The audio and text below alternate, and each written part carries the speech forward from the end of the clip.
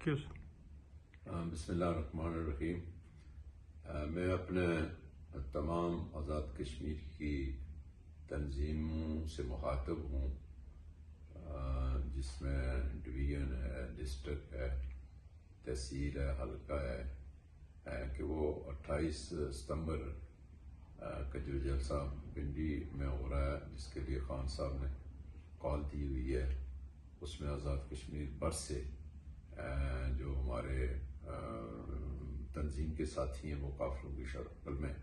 اس جلسہ میں شرکت کریں، اور ساتھ گورننگ باڈی کو بھی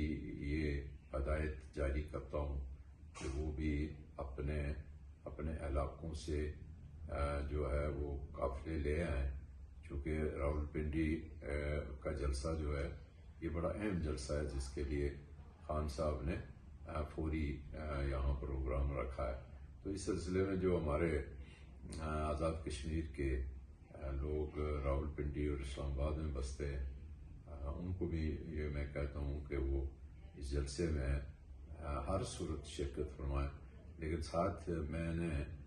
بھی یہاں 2-3 جگہوں پر جا کے اپنے ساتھیوں کو جو آزاد کشمیر سے تعلق رکھتے ہیں ان کے میٹنگز کروں گا، اور اس جلسہ کی اہمیت کو اجاگر کریں گے